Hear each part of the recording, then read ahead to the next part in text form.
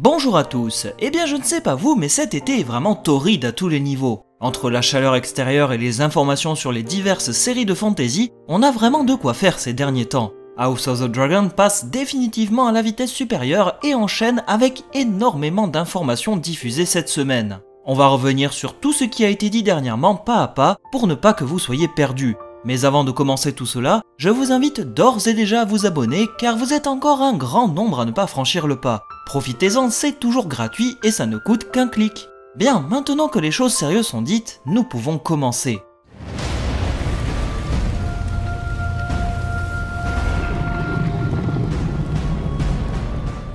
La série Seigneur des Anneaux avait répondu à House of the Dragon la saison dernière en diffusant un trailer complet pour sa série événement. Forcément, HBO devait répliquer avec vigueur et c'est ce qu'il s'est passé, mais depuis, la série Seigneur des Anneaux a de nouveau embrayé une deuxième fois. On verra si HBO va proposer une quatrième bande-annonce pour sa série phare de la rentrée. Dans cette vidéo, on va aborder plusieurs choses importantes, tout d'abord les diverses déclarations sur les articles, puis le making-of avec les nouvelles images dévoilées dans ce dernier, sans oublier la troisième bande-annonce qui est je pense pour l'instant ce que vous attendez le plus. Je vais également faire mon maximum pour ne pas trop spoiler l'intrigue, mais vu que je suis dans la logique d'analyser, il est fort possible que certains éléments de l'intrigue soient dévoilés ici. Vous êtes donc prévenus, vous vous aventurez ici à vos risques et périls. Hollywood Reporter a dévoilé une série de plusieurs articles nous invitant à replonger dans l'univers de Game of Thrones. Ils ont tout d'abord commencé par un rapide historique des spin-offs en développement, ceux qui ont été abandonnés ou qui sont toujours en projet à l'heure actuelle,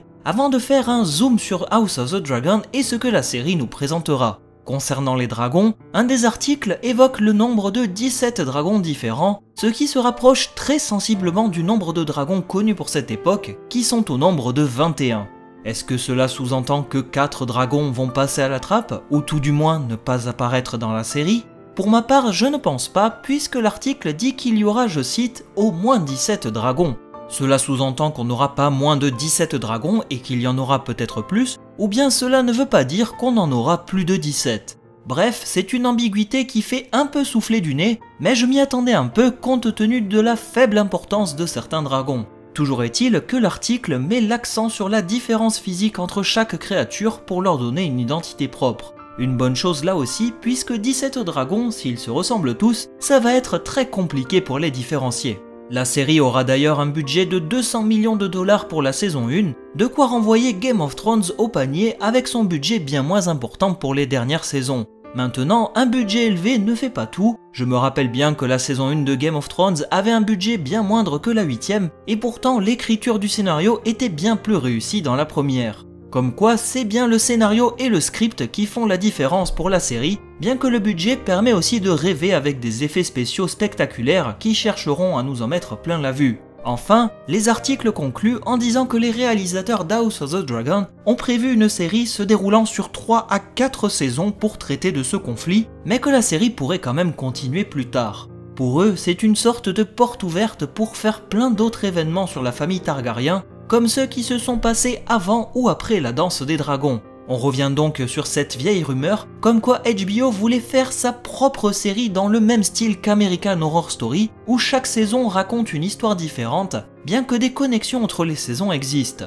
L'article va même jusqu'à dire qu'il n'est pas à exclure qu'House of the Dragon puisse un jour nous raconter l'histoire de la chute de Valyria ou de la conquête d'Aegon par exemple. Pour ma part, je préférerais qu'ils renomment ces séries-là avec d'autres titres pour bien marquer la différence avec House of the Dragon, qui quant à elle traitera de la danse des dragons, plutôt que de faire une sorte de série anthologie comme l'avait fait American Horror Story. Dites-moi d'ailleurs ce que vous pensez de cette idée de série anthologique, car ça m'intéresse beaucoup de connaître votre avis. HBO nous a également dévoilé un making-of de 3 minutes sur la série, sa réalisation et ce qu'il se passe de l'autre côté de l'écran. Je ne vais pas tout vous traiter, mais je vais plutôt m'attarder sur les images qui m'ont le plus intrigué. Cela nous permet entre autres d'avoir un très large aperçu du trône de fer avec les épées fondues sur le sol, l'occasion de montrer que le design a beaucoup évolué depuis Game of Thrones et que l'on est dans une toute autre période.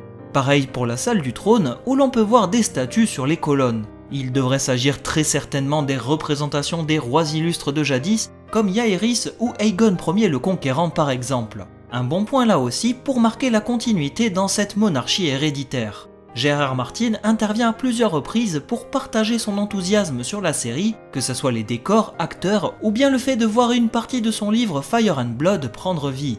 On nous donne aussi un large aperçu du crâne de Balerion la Terreur Noire, et chose importante, le crâne du dragon est noir cette fois-ci comme c'était le cas dans les livres.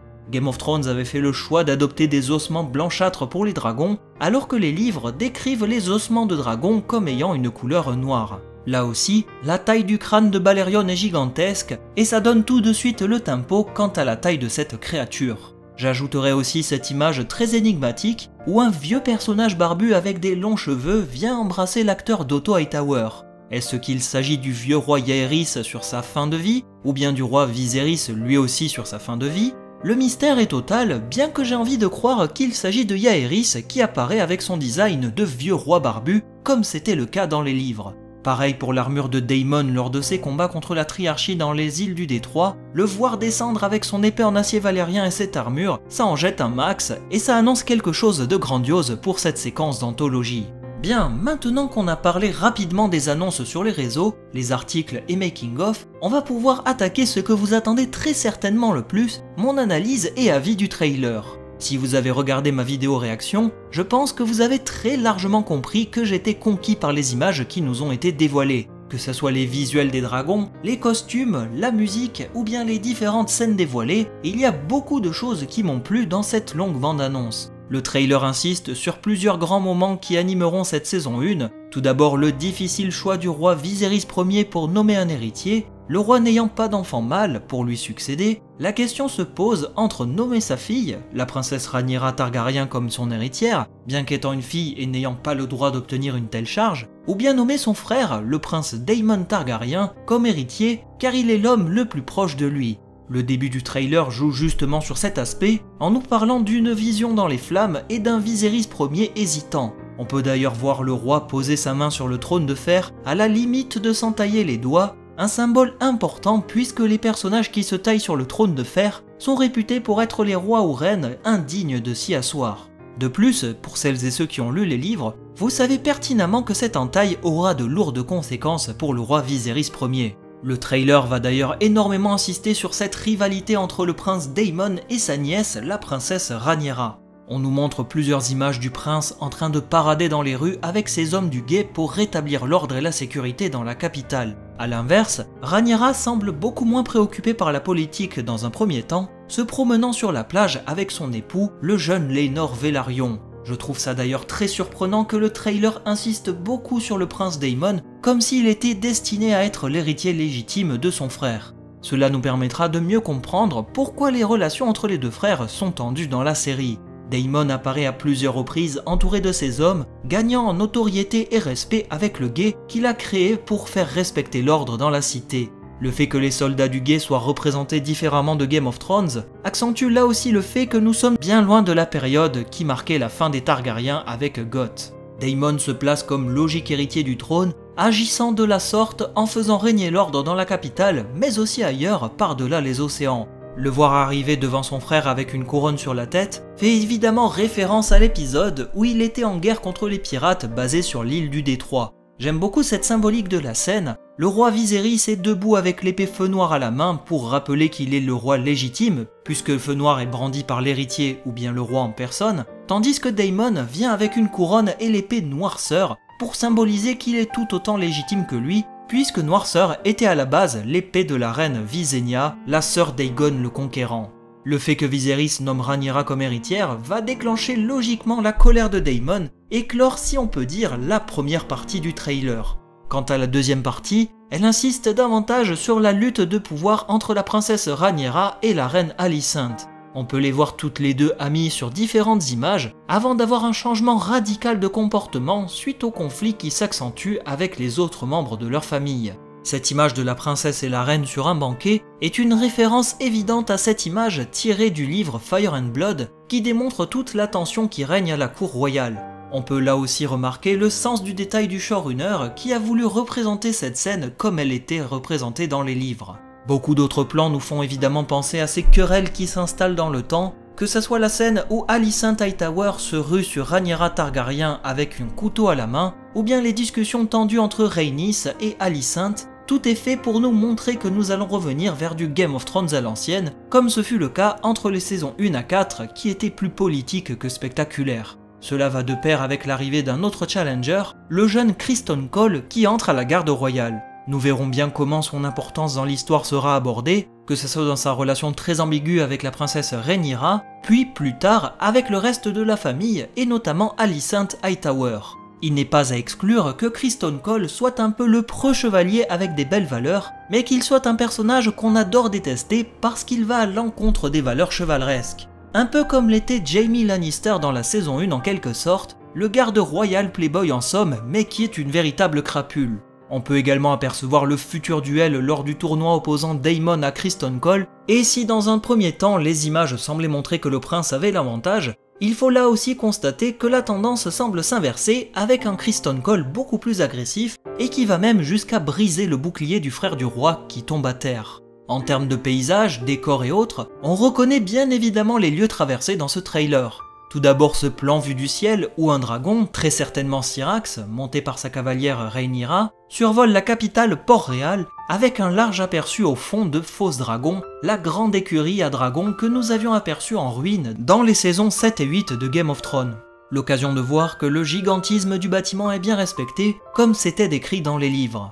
On peut aussi voir Père Dragon à de très nombreuses reprises, l'occasion d'ancrer à nouveau ce château dans la saga, puisqu'il s'agit du siège originel de la maison Targaryen, une fois établi loin de Valyria. On poursuit avec ces nombreux plans faisant écho à la guerre opposant la couronne aux pirates de la Triarchie sur les îles du Détroit, ce qui nous permet d'avoir des scènes de bataille rapprochées, le visuel de Kragas Drahar, qui est le chef de l'armée des pirates qu'on peut voir également ici, en train de clouer des soldats pour qu'ils se noient, et j'apprécie d'ailleurs beaucoup le fait que ce personnage ait une sorte de masque rappelant celui des Harpies dans la saison 5 de Game of Thrones, de quoi ancrer bien entendu ce personnage sur le continent d'Essos. On a également le prince Daemon en combat rapproché sur la plage, mais aussi sur le dos de son dragon en train de déverser des torrents de flammes sur ses ennemis.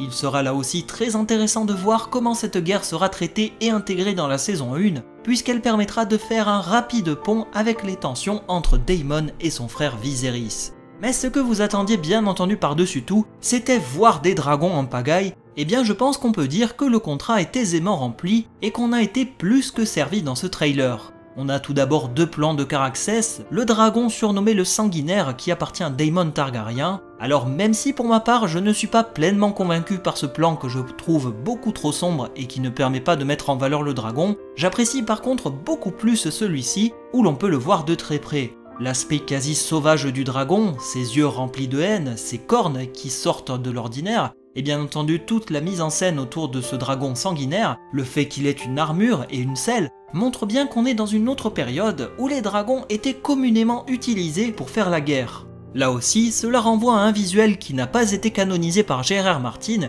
mais qui apparaît dans l'encyclopédie des origines de la saga, où l'on pouvait voir une grande armure sur le poitrail de Balerion, de quoi accentuer le fait que les showrunners savent ce qu'ils font et qu'ils se sont inspirés des images qui étaient présentes dans les livres. Ce plan là aussi est très intéressant puisqu'on peut voir deux dragons au design très différent au loin sur la citadelle de Père Dragon. Tout d'abord un avec une forme assez classique dans les airs, peut-être Caraxès, puis un autre avec un très long cou et une silhouette bien plus fine. Certains ont émis l'hypothèse que ce long cou pouvait être Fumée des Mers ou Spectre, deux dragons sauvages qui vivent en autonomie sur l'île. Les nombreux plans où l'on peut voir un dragon voler dans les airs sont bien entendu Syrax avec la princesse Rhaenyra sur son dos, de quoi prouver que les réalisateurs ont bien étudié la saga, puisque les nombreux vols réalisés par Rhaenyra sont mentionnés dans les livres. Quant à celui-ci qu'on peut voir en toute fin de trailer, je vous avoue que j'hésite entre deux dragons, soit il s'agit de Syrax ou bien de la Grande Vhagar. Les deux sont décrits comme ayant des couleurs jaunes pour Syrax ou bronze pour Vhagar, et cela peut être autant l'une que l'autre, même si j'ai envie quand même de mettre mon pari sur Vhagar, car le dragon a une couleur cuivrée comme indiqué dans les livres, ce qui correspond bien entendu à cette description. Pour ce qui est de Vhagar, le plus grand dragon de la série, il est fort à parier que cette patte qui s'écrase dans le sable lui appartienne. Rien que la taille de la patte et la queue nous donne une indication sur la taille possiblement démentielle de ce gigantesque dragon réputé comme étant aussi gros que Balerion.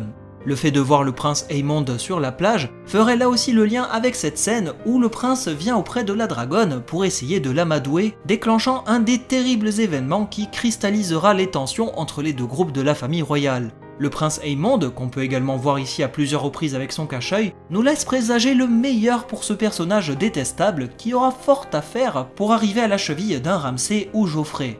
En tout cas, une chose est sûre, de mon côté, j'ai totalement confiance en l'entreprise Pixomundo pour nous rendre des dragons impeccables, et il m'est difficile encore de juger les effets spéciaux maintenant sur une bande-annonce, quand on sait qu'il reste un mois pour travailler jusqu'à la diffusion de l'épisode 1, sans oublier la possibilité que ce trailer date de plusieurs mois et que les effets spéciaux n'étaient pas encore totalement aboutis, mais aussi l'éventualité que les équipes vont travailler sur les CGI jusqu'au dernier épisode. Je ne suis peut-être pas fan du dragon au long cou ou de certains rendus de Caraxès, mais j'ai quand même envie d'en voir beaucoup plus, et j'ose espérer que la série saura nous en mettre plein la vue. S'il y a bien une chose où Game of Thrones ne m'a jamais déçu, c'est sur le plan artistique et visuel. Et je suis quasi sûr qu'House of the Dragon ne dérogera pas à la règle. Bref, c'était une bande-annonce incroyable qui nous a offert de larges plans et des aperçus aussi divers que variés. L'occasion de montrer le plein potentiel de la série, l'histoire qui sera traitée et comment HBO compte nous réinviter dans cet univers qui nous a fait vibrer pendant quasiment 10 années. C'est tout ce que je souhaitais partager avec vous et je voudrais connaître votre avis sur ce trailer, les différents secrets que j'y ai dévoilés, les aperçus des dragons, bref, la parole est à vous en commentaire et il ne me reste plus qu'à vous dire à la prochaine pour d'autres analyses et explorations dans l'univers du Trône de Fer. Salut à vous!